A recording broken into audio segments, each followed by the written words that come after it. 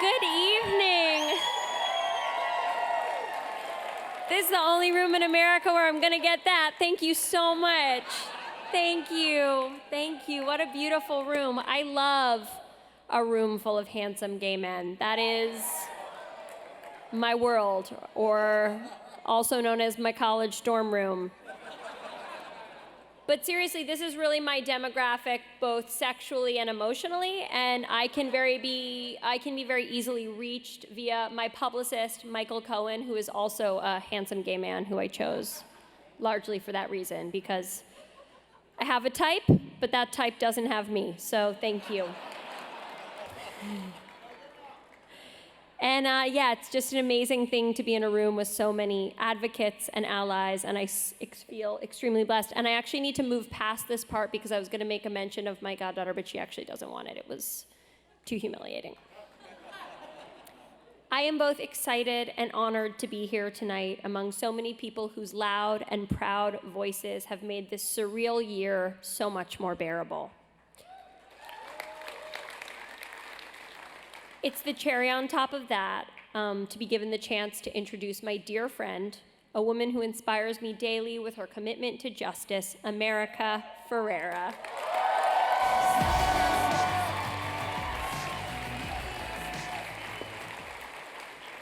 From the moment I met America a little more than a year ago, my life has not been the same. She has galvanized me politically. She has motivated me personally. She has taught me more just through the way that she lives in the world than 18 years of private education ever did. I'm sorry, Mom and Dad, for that incredible waste of funds. Her poise, grace, and rage all braid together to make the ideal freedom fighter, a woman who will be wasting her talents if she doesn't both direct a Best Picture nominee and run for office. I feel her slogan kind of writes itself. If I were her campaign manager, I would make big signs that said, "Get inside the real America."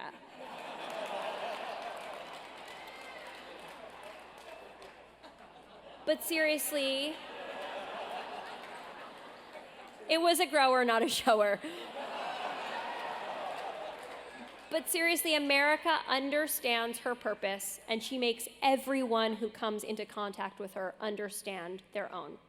I just wish that she would understand that part of her purpose is to play a crack-addicted porn star in an art house film being directed by me and my good friend James Franco, but her agents will not seem to call me back, which I think is rude.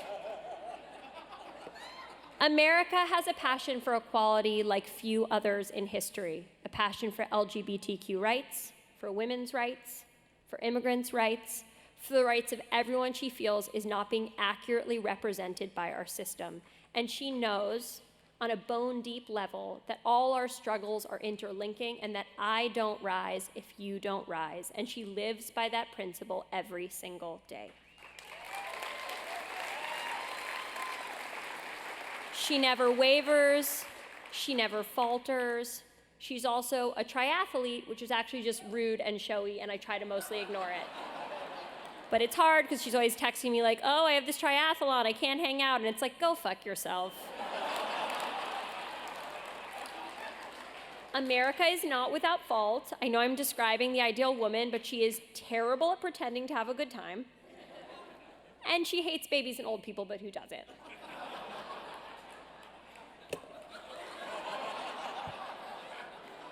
My heart swelled with pride to join her on stage at the 2016 Democratic National Convention, where she boldly spoke out for equality while I tried not to pick my frontal wedgie. Before America and I headed on stage, she took my hands in hers and she said, "Once we're out there, it's not about us anymore. We are vessels for the voices that are not heard, and that's our whole job." She used her platform again at the historic Women's March in Washington, D.C. in January. With tens of thousands of women by her side, including so many of you here in this room tonight, she spoke out against hatred, against bigotry, against inequality. She was also wearing an incredibly cute coat, but we try not to focus too hard on that because it's about what's inside. The thing about America is that when she speaks, people really, really listen. Full body chills, even when she's just ordering off a gluten-free pizza menu. On the night of November 8th, America and I held hands, hoping for a victory for the woman that America has supported and fought for the last decade. It actually feels nice to hear the initials HRC so much tonight. When the outcome became clear, I tearfully headed home, but America stayed because she was determined to see the evening to its conclusion, but moreover, she was determined to be a part of history and a part of a democracy and to never, ever be erased from the narrative. The next morning, through tears, she told me and she told our friends that we could not stop fighting, and America's friends would do anything for her, and so we won't.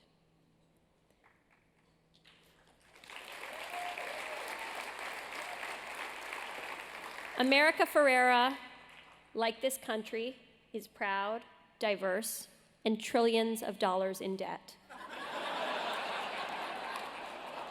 So I'm also hoping that you will reach into your pockets for her tonight. I could not be more proud to see my beloved friend, my sister, my inspiration, honored tonight with HRC's Ally for Equality Award.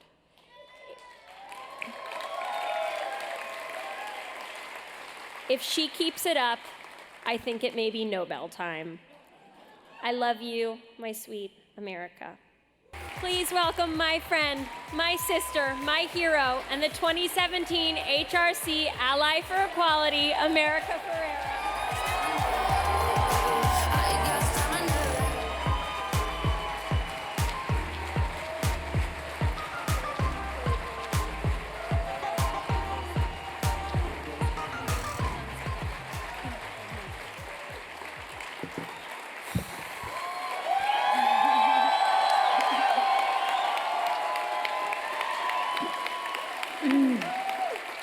Thank you.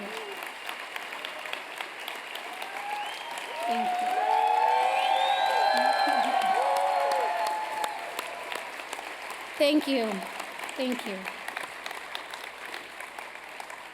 Thank you. Lena, first of all, you are my inspiration. You are nourishment for my soul on a daily basis. You changed the game for women in television. By simply coming out to the world as the brilliantly funny, fiercely intelligent, perfectly flawed goddess of a human being that you are. As a writer, actress, director, activist, book author, podcast host, publisher, and triathlons are annoying, please. You shine your dazzling light into this world, and you challenge the rest of us to find our courage, to live in our truth. And I have never met another artist more eager to lift up the voices of her sisterhood. I would have been content to admire you from afar and to gaze longingly at your face on my vision board for the rest of our lives. So to call you sister, mentor, and friend, to receive this award from you tonight is a profound honor for me.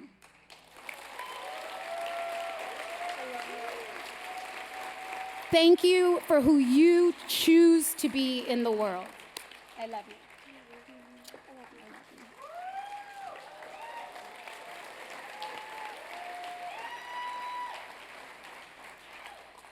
I want to thank all my friends who are in the audience here supporting me tonight. First and foremost, my husband. The kind of white cisgender male we need more of. my team of representatives who encourage me to be who I am in the world and never once try and stop me from using my voice. To some of my Superstore cast that's here tonight, and my NBC family, Bob Greenblatt and Chip Sullivan. Thank you for standing with HRC and for what is right and what is good.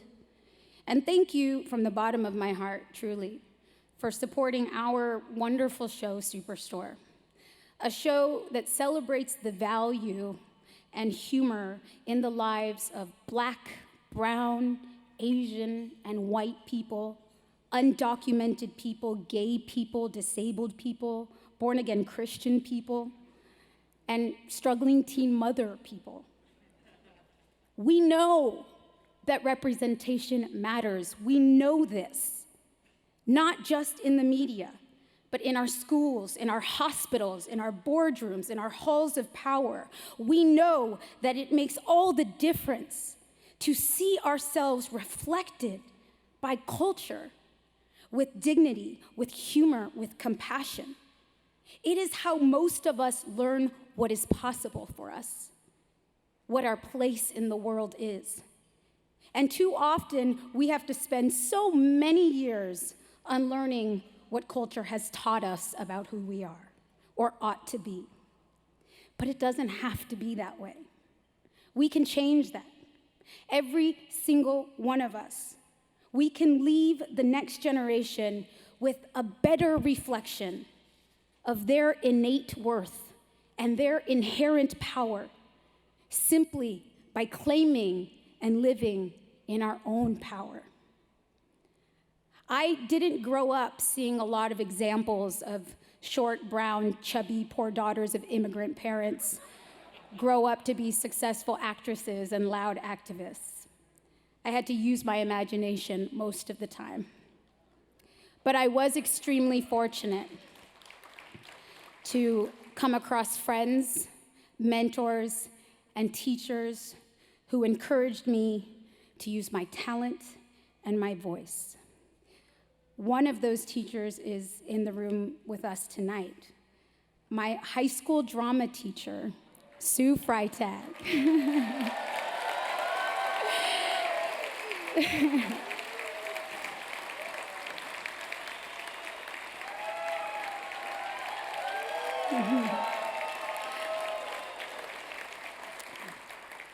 In my senior year of high school, when I struggled with feelings of depression and isolation, she created a safe space for me. I will never forget the first time she invited me to eat my cold pad thai with her in the drama theater room. It was the first time that entire year I felt like I was gonna make it through high school. As a member of the LGBTQ community, Ms. Freitag has extended that safe space to countless students and faculty members. She has opened up a dialogue about equality, and she has transformed her campus into a safe one for all of her students and colleagues. I am proud to know her, and I am grateful for the role she played in helping me find my voice.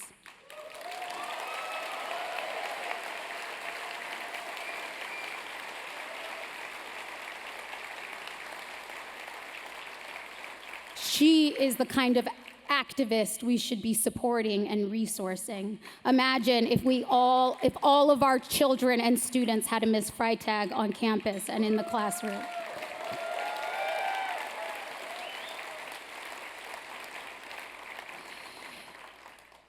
Using my voice as an activist and an advocate is really hard. Not every day. You know, some days I wake up and it feels like something much bigger than myself is compelling me and my beautiful, loud mouth toward action. As if nothing in my power could stop me from doing the work of speaking up and showing up for what I know is right. But some days, it's really hard. Some days I feel tired and inadequate and incapable of making a dent in the world's increasingly numerous and devastating ills. There are days where I'd rather crawl under my bed with a box of Captain Crunch and all 6 seasons of Dawson's Creek. And those are the kinds of days that I am most grateful and most in need of you, my community. You remind me that I am not in this alone, that none of us are alone in this fight. I emerge from those days with the help of my wonderful husband, Ryan, who reminds me that I'm strong and able and that we must keep pushing forward together. I get by with a little help from my friends who make me take a nap and then gently nudge me back into the game. I coax myself back into the fight with friends like Lena, who are also engaged in it and willing to speak openly and honestly about the bad days. I lean heavily on a community that acknowledges it isn't easy to maintain hope and optimism in the face of setbacks, losses, backlash. It's difficult to persist in light of attacks on our rights, in light of attacks on our community's physical safety, and in light of attacks on our spiritual well-being. And I find it necessary that we acknowledge and honor what this moment in history is actually demanding of us, what we must demand of ourselves. We are all being called to rise up to a level of consciousness and a level of action that we never imagined we would be called to. We are being called not only to resist dangerous ideals and dangerous people, but to offer alternatives. We are being called to stand together, to fight together, breathe together, rejuvenate together, and to nurture and to protect one another. We are called as allies in the resistance, but also allies in our sustenance. We are being called to use our creativity, our platforms, our resources to do the work, and also to lift up the good work that is already being done by organizations like HRC. Thank you to the Human Rights Campaign for this distinction. It's truly wonderful to be recognized as an ally to this critical organization.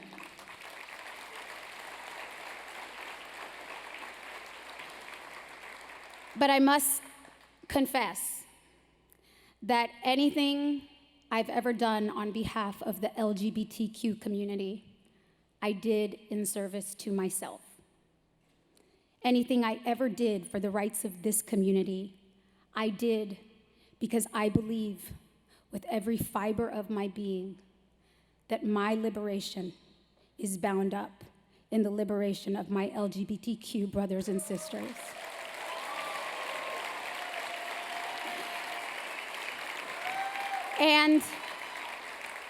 And in the liberation of my Black brothers and sisters, and in the liberation of immigrants and refugees and Muslims and Sikhs and women all over the world, and the incarcerated and the criminalized and the uneducated and the poor and the hungry and.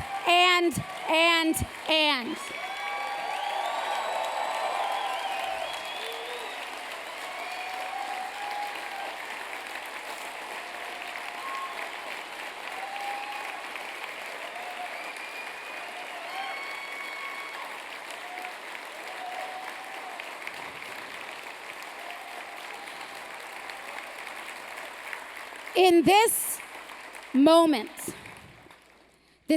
of history, more than ever before, I am willing to bet that we will claim our humanity and our equality together, or not at all. This value is one I know is ingrained in the DNA of the Human Rights Campaign.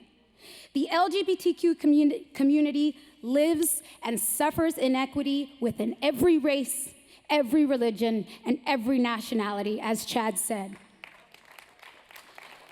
So I thank you, HRC and Chad, for being an ally to me and to all of our communities in this fight for equality. I know you're not going anywhere, and I'm sure as hell not going anywhere, so let's do this.